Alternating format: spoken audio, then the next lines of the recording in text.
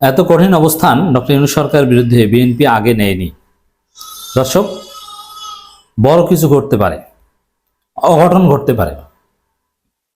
তারেক রহমান বারবার বলে আসছিলেন যে এই সরকার জনগণের সরকার, এই সরকারের পাশে বিএনপি আছে, এই সরকারকে ব্যর্থ হতে দেওয়া যাবে না, এবং ডক্টর ইউনূসকে সম্মান করে কথাবার্তা বলতেন। কিন্তু দেখেন, এবার বিএনপি যে কঠিন এবং সাফ অবস্থান জানিয়েছে, তাতে তারা এই সরকারের বিরুদ্ধে এক প্রকার বিদ্রোহ করলো বলা যায়। আমির খসরু মাহমুদ চৌধুরীর একটা বক্তব্য শুনেন। একটি গোষ্ঠী আন্দোলনকে হাইজ্যাক করে ক্ষমতায় বসেছে। ক্ষমতায় বসেছে কে? সেই গোষ্ঠীটা কে? কারা? ডক্টর ইউনূস এবং তার উপদেষ্টা পরিষদ। তো ডক্টর ইউনূস এবং তার উপদেষ্টা পরিষদ আন্দোলনকে হাইজ্যাক করে ক্ষমতায় বসেছে। কথা বললে বিএনপি যে এই সরকারের বিরুদ্ধে বিদ্রোহ করেছে এটা বলতে আর কিছু বাকি থাকে না।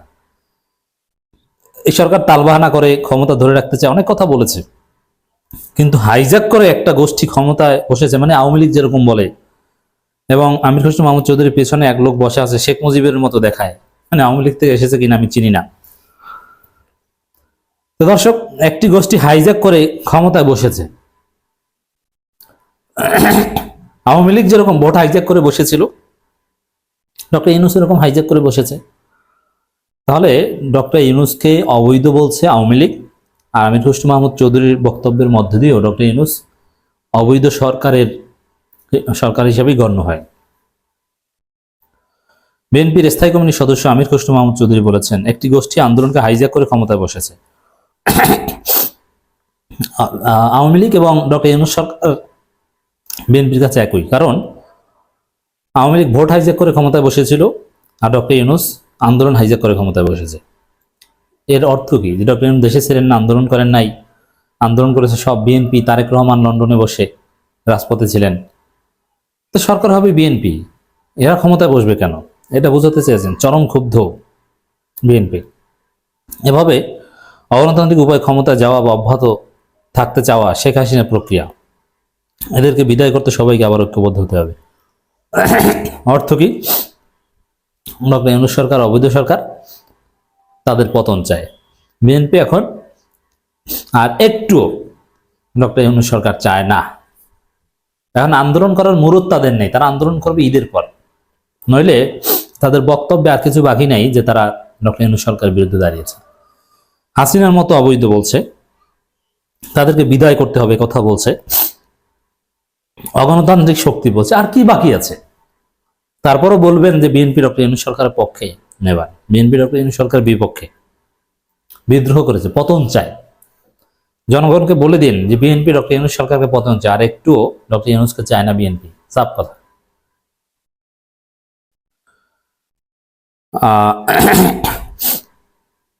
আমির খসরু বলেন, আন্দোলনের মালিকানা নিয়ে কথা বলতে গেলে দেশ বিভক্ত হয়ে যাবে।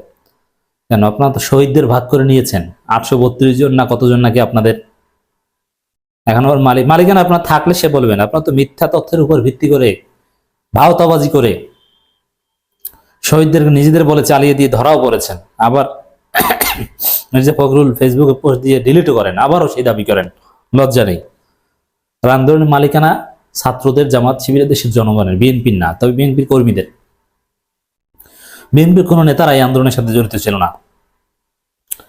আমির খসরু মাহমুদ চৌধুরী কোন সেক্টর আন্দোলন করেছেন? কি করেছেন? বৈষম্যবিরোধী ছাত্র আন্দোলনকে কিভাবে সমন্বয় করেছেন?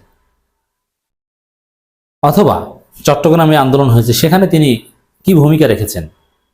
তার নেতাকর্মীদের কি নির্দেশনা দিয়েছিলেন? তার নির্দেশনায় কোথায় কে কোথায় নেমেছে? কোনো কিছু দেখাতে পারবেন না। যদি এরকম থাকতো তাহলে বিএনপি আবার এটা বলতো না, 100 বার বলতো, এতদিন বই লিখে ফেলতো। অভ্যুত্থানে বিএনপি বেশি স্যাক্রিফাইস করলেও কখনো একক দাবিদার না, বিএনপি বেশি স্যাক্রিফাইস করেনি, আর করলে দাবির সপক্ষে এতদিন বই লিখে ফেলতো।